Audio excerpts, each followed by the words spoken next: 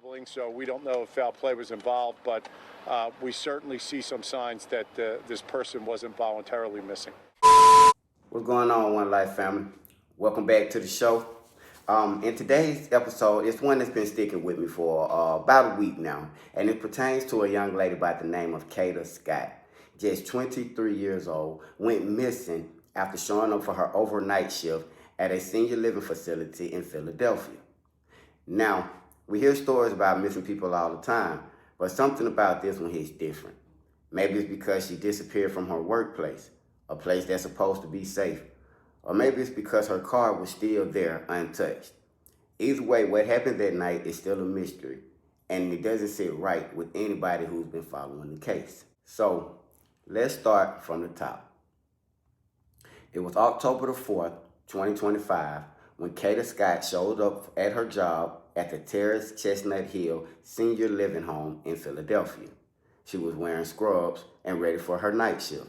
Surveillance cameras show her arriving at the building, but not much after that.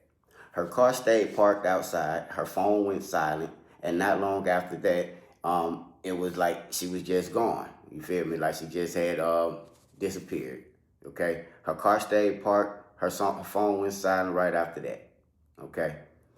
Now here's where it gets strange. In the days before she disappeared, Kada had been getting these harassing phone calls. People close to her said she told them all about it. Now, somebody was calling, bothering her, making her feel uncomfortable. But what nobody knows for sure is who this person was, or if the harassment has anything to do with her vanishing. Now think about that for a second. You're 23, you're just trying to work, keep your routine, live your life, and somebody's harassing you, calling you on your phone over and over. Then one night you go to work and don't make it home.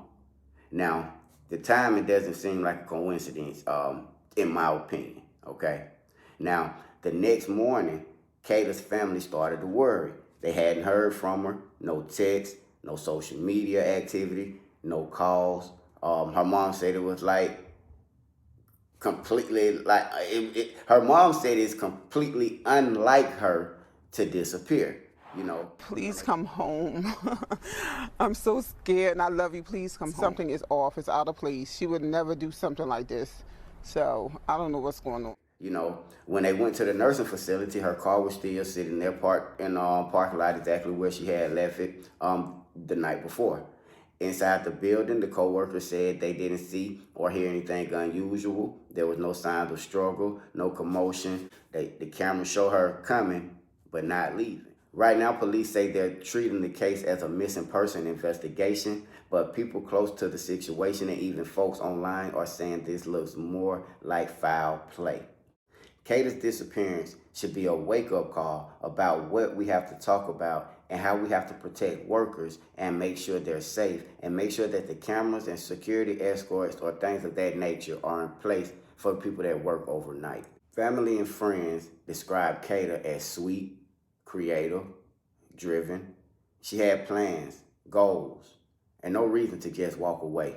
They're still searching, still hoping, and still pushing for more attention on her case. If you're in the Philadelphia area and know anything about the disappearance of Kada Scott, no matter how small it may seem, please reach out to the Philadelphia Police Department or local Crime Stoppers. Every disappearance deserves answers, and every family deserves closure. Kada's story is another reminder that behind every headline is a real person.